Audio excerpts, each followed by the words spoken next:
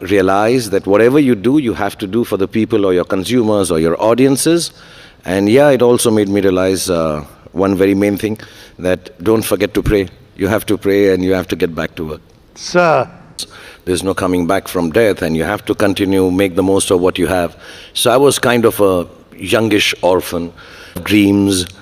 I wanted to be an action guy with 8 packs and beat up people, be in a white vest, girl on my side with a Glock in my hand, and speak in baritone and things like that. But I never got the opportunity. I don't know. When I started off, suddenly everybody started to think of me as someone who's, I'm Bond, James Bond. I told you that at the backstage. Yeah? Say that again. Go on. What's your name? Bond. China. It's not often that I'm downright intimidated by the person I'm about to interview. Kristalina Georgieva, easy for lunch. But SRK is a legend, aren't you? You're being very sweet, Richard.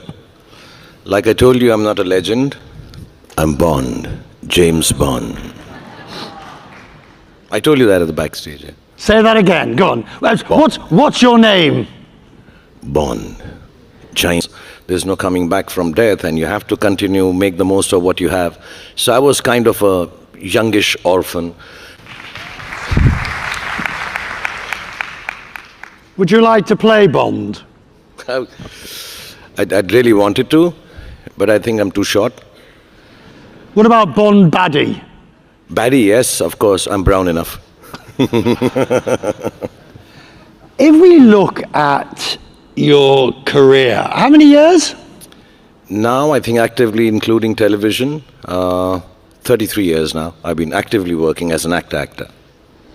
But to have reached the level of stardom that you have reached, and for the length of time, is quite an achievement. It's more than that. It's a huge achievement. But it speaks to more than just, obviously, the raw talent, but it also speaks to perseverance, the ability to keep going, which is something that's so crucial. I think it's, perseverance is, I think it happens to some people. You don't have any option but to persevere. So maybe when I was young, I lost my parents very early, and then you realize that, okay, there's no rewinding this, and I had to work my way through it. Or it could be just part of nature, it's the nature of the beast that you are just with dogged determination, you keep on working. Where does that come from? I don't know, I've always tried to analyze it, that, why do I do what I do? Why do I wake up in the morning and just start doing it all over again, even when it's... I think it taught me, the work that I do, making films, the result happens very suddenly. You think you made the best of films, you think it's the nicest of stories to tell, you think the world is going to love it, and you wake up on a Friday morning and realize it's the biggest flop of your career. And you're which happened? Which happens more often than not. Or sometimes you don't like a film and that becomes the biggest hit of your career, and you say, like, how did this happen? But what I realized, and I want to say this to everyone actually, and I say this to everyone who's working with me or people who know me, that on Thursday evening, because our films release on Fridays mostly, or Thursday evenings here in Dubai, so Thursday evening at home in Mumbai, I rinse myself with a 2-hour bath and rinse myself of the work that I've done. Because what happens... Well, hang on. Yeah. Let's talk about that bath. It's a ritual, yeah. Is it a ritual? I mean, do you put special oils and scents? Do you have bath salts? Do you prepare with candles? I'm not telling you my secret. You come and take a bath with me. Easy. I'm an actor. I'll show you how to do it. Should I take him up on his offer? You carry on, sir. Okay. No, but honestly, I do, because, I realize when you do a big hit film, it's done well and you're very happy and everybody's jumping around. Friday happens, Saturday happens, Sunday happens, and you realize this is a big blockbuster, but Monday I have to get back to work to make a better film.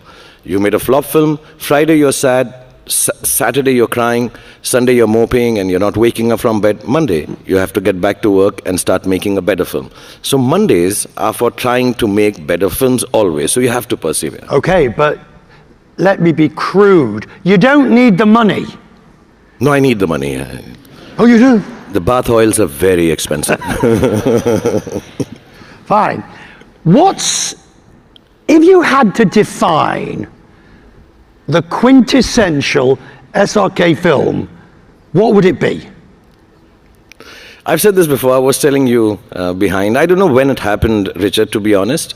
I didn't realize it. I never wanted to be someone who's, like I say, peddling love or seller of dreams. I wanted to be an action guy with 8-packs and beat up people, be in a white vest, girl on my side with a Glock in my hand, and speak in baritone and things like that. But I never got the opportunity. I don't know. When I started off, suddenly everybody started to think of me as someone who's, promising hope, giving hope, and spreading love, like I spread my arms again and again. So I think my regular film would be a film that gives you hope, gives you goodness, gives you happiness, and at the end of it all, lots of good songs. Yes, but you've also, there's a great YouTube video, 4 minutes of your best entrances. Yeah. And there's a lot of action in them. Yeah, only entries, no exits. I just keep entering again and again. My kids get very, when I have 3 kids, and whenever that video plays, and I have to tell you a secret, we've compiled it from the office. I think it looks just very cool. It's not made by others. We've made it.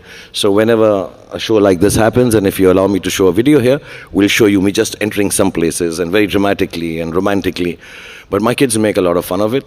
Whenever I get a little serious with them, they'll just look at me and say, "Oh my God, he's doing those entries from his video, SRK." So it does become a... Do you want to give us an example? Oh yeah, I can do that. Yeah, I'm just, you want to walk around? With your permission, sir, we'll... If it's okay, yeah? Yeah, go on. Go on.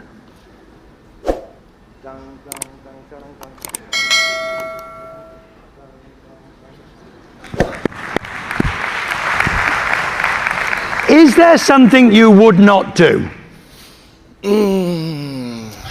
On screen? On screen, I don't know. I wouldn't be... I'd like to give hope in my films. The stories that I tell, I hope they end with hope. I know I've done some really sad films also. I've done films which are tragedies.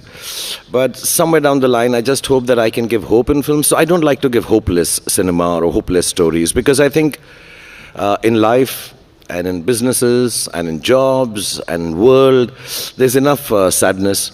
So you're extremely well known here, obviously because of the Indian population that is here and elsewhere. But you like it here. You have a home. You are not a here today, gone tomorrow person for Dubai. No. I spend a lot of time here. I have a beautiful house which has been given to me by Nakhil, and it's one of the nicest places in the world because nobody troubles me. And His Excellency the Prime Minister also just told me that he stays next to it. So the next New Year party is with him. He's a good neighbor, but it's really nice. I really enjoy being in Dubai. I really love being here. And you find the juxtaposition with going back to Mumbai?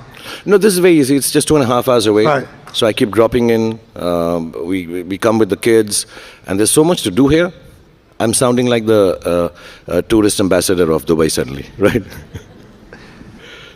Everybody asks about crossover, and I'm no different. Because the more I researched you, the more I wondered. I mean, all right, supposedly 2011 DiCaprio never happened. Supposedly, allegedly, Slumdog Millionaire you turned down, allegedly. Why hasn't the crossover taken place? I don't see why it should. You're a big enough name in your own genre, but why has crossover not taken place? I've said this honestly, but nobody believes it. So I'm going to say it to you very, very honestly. Nobody's ever offered me any work, crossover, of substance. I may have had conversations with people. I know lots of lovely people from the West, from the English film industry, from the American film industry. but nobody's offered me any good work. You know, I hear actors talk about, oh yes, I want to cross over, I want to take Indian cinema. I think I still have to learn how to be able to deliver to the audience that likes me. And, you know, instead of spreading myself too thin. And then, yeah, of course, if you've not been offered a job, how do you take it? So really, I've never been offered a film in Hollywood or in England. Yes, Slumdog was there, now that you mention it. And I spent a lot of time with Mr. Boyle. He's very sweet. But I was doing Who Wants to Be a Millionaire on television. Successfully at that time. And I just felt in the story that was being told, the guy who was hosting was very mean. In the story that was being told. And I'm like, you know, I'm here doing Slumdog Millionaire. And the guys who were producing the show wanted me to do the film. I just found it, you know, this guy's, I was cheating and being dishonest as the host. So I just found that it's very strange that I'm being a host and I'm cheating in the film. So I explained to Mr. Boyle that I wouldn't like to do it, please. And they're way better actors than me. And I think Mr. Anil Kapoor did it, and he was fantastic as the host. When the person's getting close to 1 million, well, the top in Who Wants to Be a Millionaire, that moment, what do you feel? Genuinely, when I was hosting it, I would hope they win it. I really, really hope they win it. But I've done a quiz show myself, and there comes a point when you think, how close can I get to getting them to win it without... Yeah. Did you know what I mean? I always did that, you know, when I was, because there's so many people from different parts of the country, and I really want them to win, and yes, you do try to be a little helpful. But you can't. You can't, because the producer keeps shouting in your ears, don't, you've said enough, you can't talk about it. And unfortunately, the last 4 questions or the last 2 questions are extremely difficult, you know, suddenly they're thrown upon you and you're like, oh my God, this person is not going to get the answer. And I feel really bad. And I try to think, I wish I had some hint, and I can't mislead the person by trying to give that hint, because I also mostly didn't know the answer. So what is left that you have not done that you would like to do? And by that, I that's not a Hollywood question. That is a general, you know, even within within Indian films, within production, within what still remains on your list? So, Richard, when I started off, I just wanted to survive. You know, be able to get a week's work or a month's work or a year's work and say, okay, my films should do well. But as years have gone past, I think my whole job has become more and more motivated towards bringing a new technology into Indian film industry. I want to end my career, which is far from ending right now. I have another good 35 years to go.